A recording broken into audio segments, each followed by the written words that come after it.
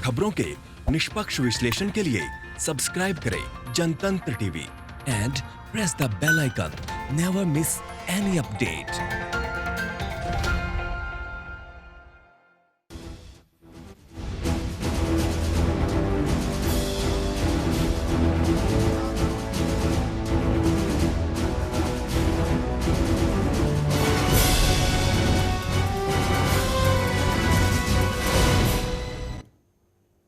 नमस्कार, देश की तस्वीर देख रहा मेरे साथ मैं हूं शंकर दत्त पंत। देश की तस्वीर में आज बात करेंगे कि कैसा होगा अनलॉक 1। जी हां, अनलॉक 1 के बारे में बात होगी कि आखिर क्या बदलाव किए गए हैं, कहां पर क्या छूट दी गई है, पहले जहां पाबंदी थी वहां पर क्या छूट दी गई है। आपको ग्राफिक्स के जरिए आज हम बताएंगे अनलॉक 1 के बारे में क्या कुछ बदलाव इसमें किए गए हैं। तो चलिए शुरू करते हैं कि अनलॉक 1 में क्या सरकार की तरफ से बदलाव किए गए हैं। पहले जो छूट थी वो छूट कितनी बरकरार है, किस किस जोन में क्या क्या रियायतें सरकार की तरफ से दी गई है। तो गृह मंत्रालय की जो नई गाइडलाइंस है उसके मुताबिक अब लोगों को एक राज्य से दूसरे राज्य और एक जिले से दूसरे जिले जाने से रोका नहीं जाएगा। इसके अलावा अगर बात की जाए 8 जून से जो धार्मिक स्थान है, होटल है, रेस्टोरेंट है, वो भी खोल दिए जाएंगे। हालांकि अब भी कंटेनमेंट जोन में कोई भी छूट नहीं होगी। पहले की तरह जैसे कंटेनमेंट जोन में कोई छूट नहीं थी, इसमें भी वो पाबंदी पूरी तरीके से बरकरार रहेगी। इसके अलावा कुछ जो प्रतिबंध हैं वो इसमें लागू रहेंगे। तो इस तरीके से जो अनलॉक 1 है धीरे धीरे जिंदगी पटरी पर आए, इसकी कोशिश सरकार की तरफ से की जा रही है। अब आगे बढ़ते हैं, आपको बताते हैं कि बड़े जो समारोह हैं उसमें अनुमति नहीं होगी, क्योंकि लॉकडाउन 4 में आपने देखा होगा केंद्र सरकार ने जो शादी समारोह के लिए 50 मेहमानों और शव यात्रा में 20 लोगों को शामिल होने की अनुमति दी थी। जो नई गाइडलाइंस जारी की गई है अनलॉक 1 की, उसमें कोई भी परिवर्तन इस बाबत नहीं किया गया है। अभी भी शादी में 50 लोगों से ज्यादा को शामिल होने की अनुमति नहीं है, इजाजत नहीं होगी। शव यात्रा में भी 20 लोग ही शामिल हो पाएंगे। तो इस तरह से अलग अलग तरीके से नई गाइडलाइंस जारी की गई है। इसके अलावा बड़े जो समारोह रहेंगे उन बड़े समारोह में क्या छूट रहेगी, क्योंकि शादी समारोह की जैसे हमने आपको बात की 50 मेहमानों को अनुमति दी जाएगी और शव यात्रा में 20 लोगों को शामिल होने की अनुमति दी जाएगी। नई जो गाइडलाइन जारी की गई है उसमें भी कोई परिवर्तन नहीं किया गया है। ये चीजें जैसी की तैसी रहने वाली हैं। तो लॉकडाउन 4 में कुछ जो चीजें थी वो भी इसमें बरकरार रखी गई हैं। कंटेनमेंट जोन जिस पर सबकी नजर है, वहां पर क्या छूट रहने वाली है। कंटेनमेंट जोन में कोई छूट नहीं रहेगी। हम आपको बता दें सरकार ने चरणबद्ध तरीके से छूट देने का इरादा बना लिया, लेकिन कंटेनमेंट जोन अब भी पूरी तरीके से सील रहेंगे। यहां पर उतनी ही सख्ती होगी जितनी सख्ती पहले लॉकडाउन में थी। जरूरी सामानों की होम डिलीवरी होगी और लोगों को आवाजाही की कोई छूट यहां पर नहीं दी जाएगी। तो इस तरह से कंटेनमेंट जोन में कोई भी छूट सरकार की तरफ से नहीं दी जा रही है। लेकिन कुछ जरूरी जो सेवाएं हैं, जरूरी चीजें हैं, उनके लिए छूट दी जाएगी। बाकी जो कंटेनमेंट जोन है वो पूरी तरीके से लॉकडाउन ही रहेगा। यहां उतनी ही सख्ती रहेगी जितनी सख्ती पहले लॉकडाउन में यहां पर थी। जरूरी सामानों की होम डिलीवरी हो पाएगी। लोगों की आवाजाही की कोई छूट यहां पर नहीं दी जाएगी। इसके अलावा आपको बता दें कि पब्लिक ट्रांसपोर्ट, इस पर सबकी निगाहें थी। पब्लिक ट्रांसपोर्ट को लेकर सरकार ने अभी पब्लिक ट्रांसपोर्ट को शुरू करने के बारे में कोई निर्देश हालांकि नहीं दिया है, लेकिन संभव ऐसा है कि अनलॉक के तीसरे चरण में बस और सामान्य ट्रेनों की सेवाएं बहाल की जाए, जैसे कि दिल्ली मेट्रो की शुरू करने की बात कही जा रही थी। लेकिन डीएमआरसी ने कहा है कि गृह मंत्रालय के जो निर्देश हैं उसके मुताबिक अभी सामान्य यात्रियों के लिए सेवाएं शुरू नहीं की जाएंगी। और रेलवे की अगर बात की जाए, रेलवे ने 1 जून से 100 जोड़ी स्पेशल ट्रेनों को चलाने का फैसला किया है, लेकिन अभी पहले की तरह ट्रेनों को बहाल करने की कोई योजना नहीं है। तो इस तरीके से पब्लिक ट्रांसपोर्ट को लेकर ये गाइडलाइंस जारी की गई है। मेट्रो जो लोग चाह रहे थे कि शुरू हो, कुछ लोग बता रहे थे कि शुरुआत की जाएगी, लेकिन इसमें कोई भी गाइडलाइन में मेट्रो को लेकर कोई भी ऐसी गाइडलाइन नहीं है कि जो मेट्रो की शुरुआत की जानी है। लेकिन डीएमआरसी की तरफ से जो कहा गया, गृह मंत्रालय के निर्देशों के मुताबिक अभी जो सामान्य यात्रियों के लिए जो सेवाएं हैं वो शुरू नहीं हो पाएंगी। लेकिन रेलवे जो है वो 1 जून से 100 जोड़ी स्पेशल ट्रेनों को चलाने का फैसला करेगा। तो इस तरीके से धीरे धीरे ये कह सकते हैं अनलॉक 1 की तरफ बढ़ रहे हैं। धीरे धीरे छूट दी जा रही है। लेकिन इस बीच आपको बता दें कि जो गुटखा, पान मसाला, इसको लेकर भी सरकार ने गाइडलाइन जारी की है और शराब को लेकर भी सरकार ने गाइडलाइन जारी की है, क्योंकि अनलॉक 1 में जो चीजें कही जा रही है उसके मुताबिक सरकार ने जो सार्वजनिक स्थानों पर गुटखा, पान मसाला, तंबाकू खाने और शराब पीने पर प्रतिबंध को जारी रखा है, जैसे कि पहले जारी था। इसके अलावा सार्वजनिक स्थानों पर थूकने पर पाबंदी है। अगर आप थूकते हैं सार्वजनिक स्थानों पर तो आप पर जुर्माना भी लग सकता है। केंद्र सरकार ने राज्य सरकारों को इसके लिए छूट दी है, क्योंकि राज्य सरकारों द्वारा भी कई जो केंद्र सरकार की गाइडलाइन है उसके मुताबिक राज्य सरकार अपने अपने तरीके से कुछ चीज़ों को खोल रही है, कुछ चीज़ों पर पाबंदी लगा रही है, लेकिन राज्यों पर भी छोड़ा गया था। इसको लेकर शराब, तंबाकू, ऐसी तमाम चीज़ें जो कि सार्वजनिक स्थानों पर थूकने, सार्वजनिक स्थानों पर शराब पीने पर पूरी तरीके से पाबंदी रहेगी। अगर कोई ऐसा करता हुआ पकड़ा जाता है तो जुर्माना उस पर लगेगा, लेकिन रात में जो कर्फ्यू है वो लगा रहेगा। लॉकडाउन 4 में आपने देखा होगा शाम को 7 बजे से लेकर सुबह के 7 बजे तक कर्फ्यू लगा रहता था। इसमें थोड़ी रियायत देते हुए सरकार ने इसका समय थोड़ा कम किया है। अब रात में 9 बजे से सुबह 5 बजे तक ही कर्फ्यू रहेगा। तो इस तरीके से कहा जा सकता है कि इसमें थोड़ी बहुत जो राहत है वो ढील दी गई है। धीरे धीरे सरकार ये चाहती है कि चरणबद्ध तरीके से देश को अनलॉक किया जाए, क्योंकि लगातार जिस तरीके की परिस्थितियां देश में आ रही हैं, लगातार जो कोरोना मरीजों की संख्या है वो बढ़ती जा रही है। 1,80,000 को क्रॉस कर चुका है जो पूरा का पूरा जो हम देख रहे हैं कि पूरे देश की अगर बात की जाए कोरोना मरीजों का जो आंकड़ा है। लेकिन चिंता की बात यह है कि अनलॉक हो रहा है देश, लेकिन इसमें चिंता यह है कि धीरे धीरे क्या ये मुसीबत पैदा नहीं करेगा। चुनौतियां बहुत सारी हैं, इसी पर चर्चा की शुरुआत करते हैं। दो खास मेहमान मेरे साथ इस वक्त जुड़ रहे हैं। परिचय सबसे पहले आपका करवा देता हूं। डॉक्टर राजीव कुरेले जी हमारे साथ जुड़ रहे हैं, एसोसिएट प्रोफेसर हैं यूए और उत्तराखंड आयुर्वेद विश्वविद्यालय के एसोसिएट प्रोफेसर हैं। बहुत बहुत स्वागत है आपका सर। राजीव बंसल हमारे साथ है, राष्ट्रीय सचिव हैं IIA के। आप दोनों का बहुत बहुत स्वागत है।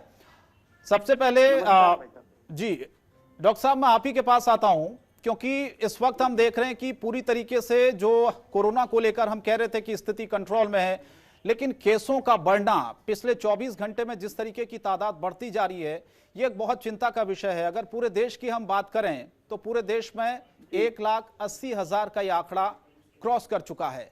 लेकिन अनलॉक 1 की हम बात कर रहे हैं देश की तस्वीर में। आज अनलॉक 1 सरकार ये कह रही कि धीरे धीरे जो पाबंदियां हैं उनको हटाया जाएगा, लेकिन मेरा सवाल आपसे यह है कि क्या ये चिंता नहीं बढ़ाता हमारी?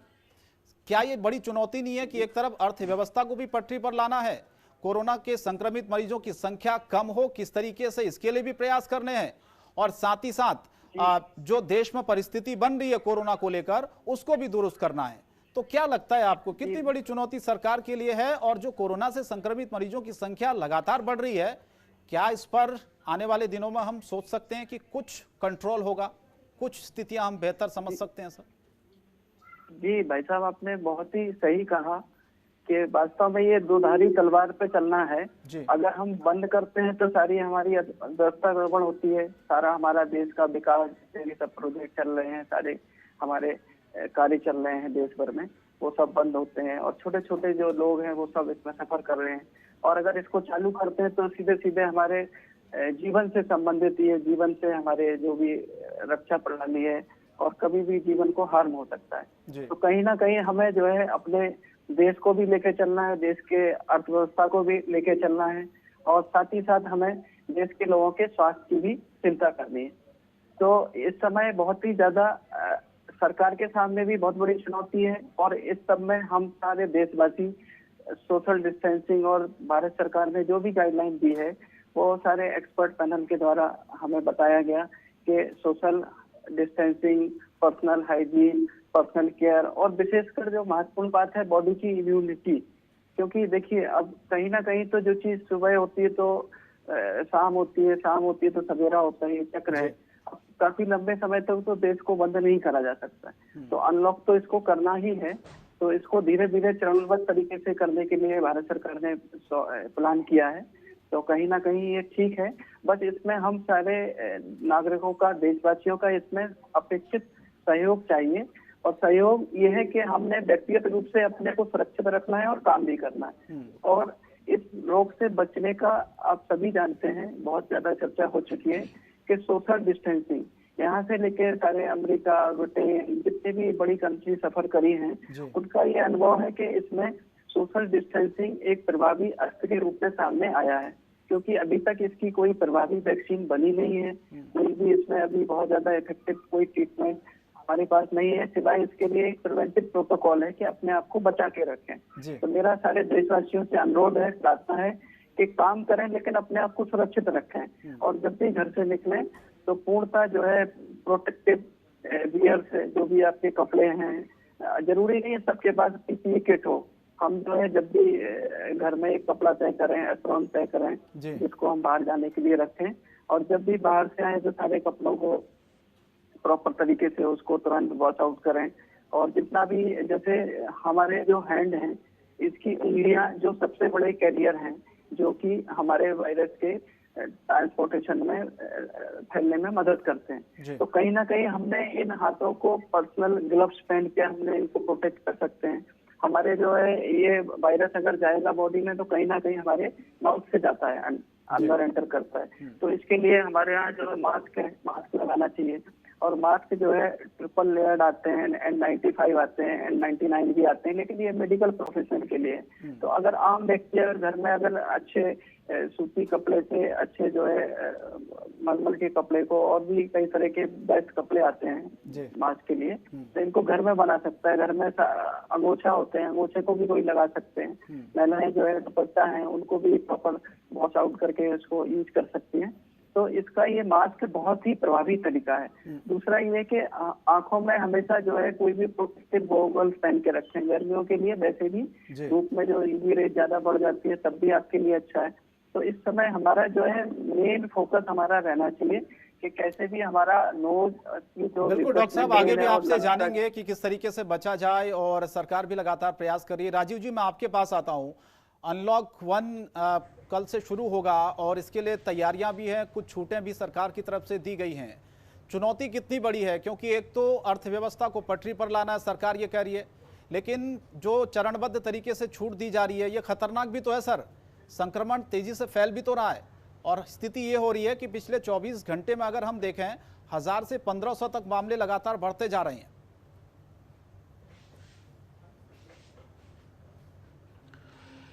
नमस्कार सर, डॉक्टर राजीव कुरेले की मैं बात अभी सुन रहा था और मैं उससे काफी हद तक सहमत हूं जी। बिल्कुल ठीक बोला इन्होंने।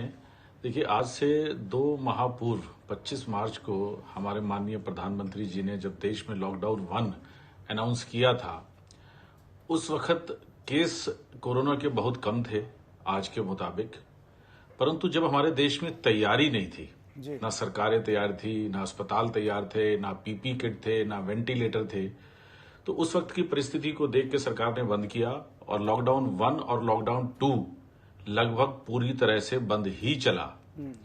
लॉकडाउन 3 में फिर कुछ छूट दी गई, 4 में और कुछ छूट दी गई, और अब 5 तो लगभग खुलसा ही गया है। इसको हम अनलॉक 1 बोल लें या लॉकडाउन 5 बोल लें, शब्दावली कुछ भी दें, परंतु अब लगभग चीजें खोल दी गई हैं। तो कहने का तात्पर्य यह है कि सरकार, देश के अर्थशास्त्री, देश के बुद्धिजीवी सभी मिलकर ये विचार कर रहे हैं। उद्योग जगत से हम लोगों की भी यही राय है कि आप देश को एक अनिश्चित काल तक के लिए बंद नहीं कर सकते। नतीजा ये होगा कि अगर कोरोना से नहीं मरेंगे तो भुखमरी से मर जाएंगे। देश का गरीब तबका, श्रमिक, जो रोजाना अपने आजीविका कमाकर अपना भरण पोषण करता था, वो बिल्कुल बंद हो गया। लिहाजा वो बिल्कुल आश्रित हो गया एनजीओज के ऊपर, सरकार के ऊपर, कि वो उसको भोजन देंगे और उससे उसका गुजारा होगा।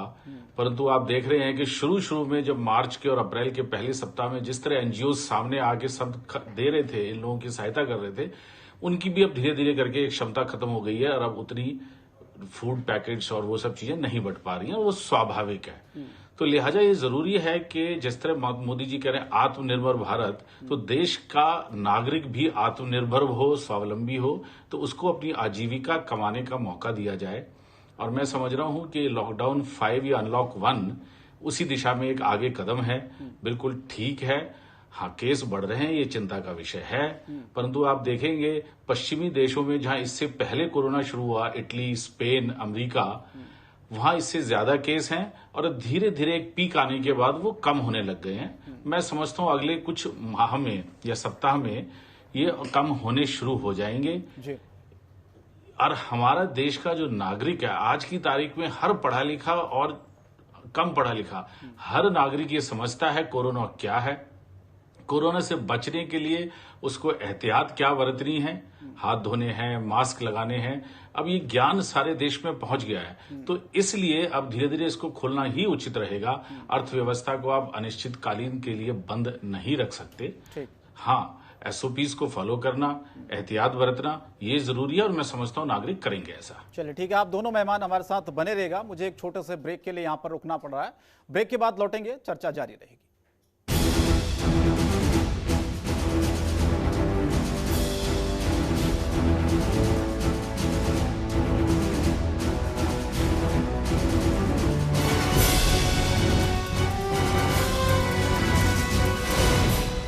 ब्रेक के बाद स्वागत है आपका। देश की तस्वीर में हम चर्चा कर रहे हैं अनलॉक 1 कैसा होगा, इसका स्वरूप क्या है और जो छूटें दी गई हैं उससे क्या फर्क पड़ने वाला है, क्या जिंदगी की रफ्तार धीरे धीरे पटरी पर आने वाली है। डॉक्टर राजीव कुरेले मेरे साथ जुड़े हुए हैं, इसके अलावा राजीव बंसल जी भी मेरे साथ जुड़े हुए हैं। डॉक्टर साहब, मैं आपके पास आता हूं, आप क्या मानते हैं, ठीक था यह अनलॉक 1 में जो छूट दी गई है? हालांकि उत्तर प्रदेश सरकार की तरफ से भी अभी थोड़ी देर पहले प्रेस कॉन्फ्रेंस आई थी, उसमें भी बहुत सारी छूटें दी गई हैं। आप क्या मानते हैं? देखिए, छूट तो देना स्वाभाविक है और देनी चाहिए, क्योंकि काफी दिन से हमारा देश सारा प्रभावित है। सारे शिक्षण संस्थान से लेके सारे जितने भी तंत्र हैं, सरकारी ऑफिस हैं, सब धीरे धीरे पटरी पे धीरे धीरे आ रहे हैं। अगर ये छूट खत्म नहीं करते तो सारा चीजें सब दूसरे तरीके से बंद हो जाती। बस ये है कि अब इसमें हमने बहुत ज्यादा प्रिकॉशन रखना है, बहुत ज्यादा सावधानी रखना है। एक तरफ अपने काम को हमने बहुत आइडियली अच्छा करना है, जिससे कि हम प्रिवेंशन अप्रोच रखते हुए अपने आप को बचाएं। अपने आप को खान पान इतना बेहतर रखना है कि हम अपने बॉडी को इतना हेल्दी रखें कि कोई भी वायरल और बैक्टीरियल जो भी इन्फेक्शन है वो उससे हम बचे रहें। और मेंटली हमने अपने आप को इतना, हमारे बीच में आप अपने घर में बच्चों को देखें, किसी अगल बगल में देखें, पिछले 3 महीने से कोरोना के बारे में सुन के इतना अंदर से लोग डर गए हैं, भय व्याप्त हो गया है। तो इन सब से भी मानसिक रूप से उभरना बहुत आवश्यक है आज की डेट में। तो कहीं ना कहीं हमें जो है धीरे धीरे पटरी पे लाना है, क्योंकि डर के आगे ही जीत है। और सर्वाइवल ऑफ फिटेस्ट एक डार्विन का एक कंसेप्ट है कि सारी दुनिया में चीजें चलती रहती हैं, चैलेंज आते रहते हैं, कहीं जो है महामारी के रूप में। और ऐसा नहीं है आज पहली बार महामारी आई है, दुनिया में किसी ना किसी रूप में चैलेंज आते रहे हैं और इंसान इन सब से ऊपर रहा है हमेशा से। और इंसान की जो इच्छा शक्ति है, जो संकल्प शक्ति है, वो हमें सब स्वतः आगे रास्ता दिखाएगी। और जो भारत सरकार की जो गाइडलाइंस हैं और जो पूरे WHO के जो पूरे निर्देश हैं कि उसको अगर हम पालन करेंगे तो निश्चित रूप से अपने आप को बचाते हुए हमें काम करना है। और एक जिम्मेदार, एक गंभीर और एक जो है आइडियल नागरिक बनते हुए हमने इस चैलेंज में भारत सरकार का और अपने राज्य सरकार का हाथ से हाथ मिलाकर, कंधे से कंधा मिलाकर हमें साथ देना चाहिए। डॉक्टर साहब, एक सवाल और मेरा इसी पर है। अभी हम 80 को क्रॉस कर चुके हैं जो आंकड़ा संक्रमितों का, लेकिन हमारा जो रिकवरी रेट है वो भी बहुत अच्छा है, इस बात से हम सबको खुशी है। लेकिन पीक बताया जा रहा था कि जून और जुलाई में ये तेजी से संक्रमण बढ़ेंगे और कुछ हद तक ऐसा होता हुआ भी हमें नजर आ रहा है। क्या लग रहा है आपको, कितना जाएगा ये आंकड़ा और आगे? क्योंकि अब तो धीरे धीरे जिंदगी पटरी पर आ रही है, तो उनका अनलॉक खोल दिया गया है, बहुत सारी छूटें राज्य सरकारों की तरफ से, केंद्र की तरफ से दी गई हैं। जी जी जी। तो मेरा ये कहना है सर कि जी राजू जी बोलें। हाँ, मेरा ये कहना है कि अगर सारे विश्व को देखें तो उनका जो जगह है, जो क्षेत्रफल है और उनकी जो पॉपुलेशन है, उस हिसाब से वो काफी ऑटोमेटिक सोशली डिस्टेंसिंग में रहते हैं। अगर आप इंडिया की बात करें तो हमारे पास पॉपुलेशन डेंसिटी बहुत ज्यादा, मतलब हम लोग एक छोटे संकुचित क्षेत्र में रहते हैं। हमारे पास जो जगह और नागरिकों का रेशियो है वो बहुत ज्यादा एक क्रिटिकल है अपने आप में। तो अगर उस रेशियो के हिसाब से देखें तो भारत सरकार ने निस्संदेह बहुत सारी दुनिया में अपने आप को प्रूव किया है, साबित किया है। उसमें सारा हमारे कोरोना देश भर के वॉरियर्स जो भारत सरकार और स्वास्थ्य मंत्रालय की गाइडलाइन के हिसाब से दिन रात एक करे हुए हैं। और सारे हमारे मीडिया बंधु और सारे जितने भी चैनल्स हैं, जिसमें जनपद टीवी, सभी का, सारे पत्रकार मीडिया बंधुओं का योगदान रहा है, जिन्होंने हमें लॉकडाउन के नियमों को पालन कराने में, पुलिस को, सभी ने सहयोग किया है। और यही वजह है कि भारत में एक तो सबसे बड़ी बात यह है कि पॉजिटिव बहुत है। अगर एक आप अलग बात बता रहा हूँ मैं कि सारे अगर देश में देखें तो सारी दुनिया जहाँ पे अवसाद, डिप्रेशन, एंजाइटी में जी रही है, लेकिन हमारे यहाँ क्या है, कहीं भजन चल रहा होगा, कहीं सत्संग चल रहा होगा, कहीं अच्छे दार्शनिक भुगतान चल रहे होंगे। तो कहीं ना कहीं जो हमारी परंपराएं हैं ये हमें बचा के रखेंगी, ऐसा मेरा विश्वास। ठीक है राजीव बंसल जी, मेरा आखिरी सवाल आपसे, वक्त की कमी है, चाहूंगा संक्षेप में आप जवाब दें। आपने कहा कि बहुत सारे एनजीओज थे वो आगे आए, लेकिन धीरे धीरे जिंदगी पटरी पर आ रही है, कुछ फैक्ट्रीज खोली गई हैं, कुछ शर्तों के साथ चीज़ें आगे बढ़ रही हैं धीरे धीरे। अनलॉक 1 में भी हम देख रहे हैं कि कुछ गाइडलाइंस जारी की गई हैं। लेकिन सर सवाल ये है कि पिछले जो 4 लॉकडाउन हमने गुजारे हैं उसमें चाहे मजदूरों की स्थिति हो किस तरीके से रही, हमने देखा उस तबके को, खास तौर पर जिस तबके के लिए सरकार ने मदद का वादा किया था, बहुत सारी खबरें देश के अलग अलग हिस्सों से आई, हमने भी दिखाई। वो जो परिस्थिति हुई पिछले 4 लॉकडाउन में, उसके लिए आप किसे जिम्मेदार मानते हैं? क्या व्यवस्थाएं हमारी दुरुस्त थी? क्या हमारी तैयारी पूरी तरीके से ठीक थी?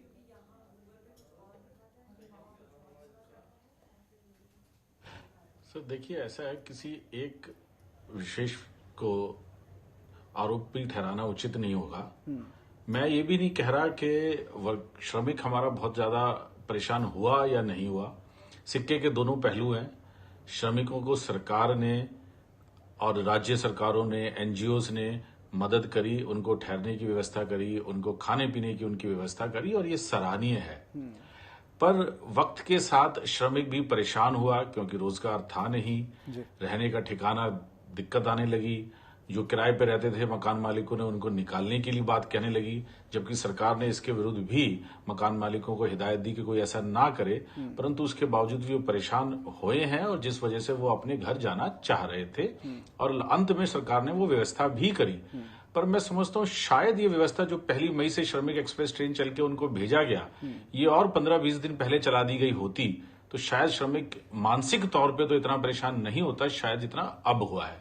परंतु अब जो हो गया, अब उस पर मंथन करने को मैं उचित नहीं समझता।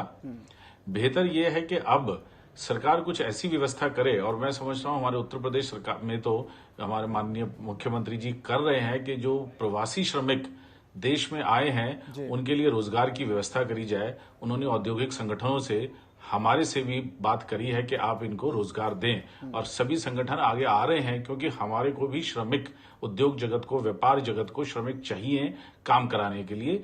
उससे दोनों का भला है, अर्थव्यवस्था चलेगी, श्रमिक को रोजगार मिलेगा। अब हमारे को जो उद्योग जगत को और व्यापारी जगत को जो परेशानी आ रही है, खास तौर पे श्रमिक अगर जो आना भी चाहता है अपने कार्य पे, जिससे वो आत्मनिर्भर हो जाए, उसके लिए पब्लिक ट्रांसपोर्ट की व्यवस्था नहीं है। और अभी भी सरकार ने इस अनलॉक 1 में भी कोई निश्चित तारीख नहीं घोषित करी है कि वो कब से चालू करेगी पब्लिक ट्रांसपोर्ट। अब कोई श्रमिक, मान लीजिए आज से 2 महीने पहले जब लॉकडाउन हुआ, आज यहाँ 100-200 किलोमीटर दूर अपने गांव में चला गया, और अब लॉकडाउन खुलने के बाद वो वापस आना चाहता है ताकि वो अपनी मजदूरी कर सके, अपना रोजगार पा सके, तो उसके बाद आने की व्यवस्था नहीं है। तो मेरी एक यहाँ पे हिदायत है आपके माध्यम से कि कम बसों को, पब्लिक ट्रांसपोर्ट को चालू कर दिया जाए, और जो सरकार के एसओपीज हैं, सोशल डिस्टेंसिंग, एक बस में एक सीट पे एक बैठे, उन सबका पालन करते हुए, ताकि धीरे धीरे ये लोग वापस आ सके, किसी पे आश्रित ना रहें, अपना भरण पोषण खुद कर सके, अपनी रोजगार खुद कमा सके और जीवन को जी सके। संक्षेप में बोलूं तो अब हमारे को इस कोरोना के साथ जीना सीखना पड़ेगा, और धीरे धीरे मैं समझता हूं लोग सीख जाएंगे, कोरोना धीरे धीरे कम हो जाएगा, और जिस दिन इसका वैक्सीन इजाद हो गया तो ये समस्या खत्म भी हो जाएगी। बिल्कुल, बहुत बहुत धन्यवाद राजीव बंसल जी। डॉक्टर राजीव, आपका भी बहुत शुक्रिया हमें वक्त देने के लिए, हमारे साथ जुड़ने के लिए। देश की तस्वीर में अनलॉक 1 के बारे में हमने आपको बताया, लेकिन चुनौतियां भी बहुत सारी हैं सरकार के सामने। व्यवस्थाओं को दुरुस्त करना है कि आखिर धीरे धीरे अर्थव्यवस्था को भी पटरी पर लाना है, और जो तमाम पीछे जो चीजें हुई हैं, खासतौर पर श्रमिकों को जो दिक्कतें हुई हैं, वो दिक्कतें आगे ना हो, इसका भी ध्यान रखना है। फिलहाल देश की तस्वीर में इतना ही, लेकिन जनतंत्र टीवी पर खबरें लगातार जारी हैं। नमस्कार।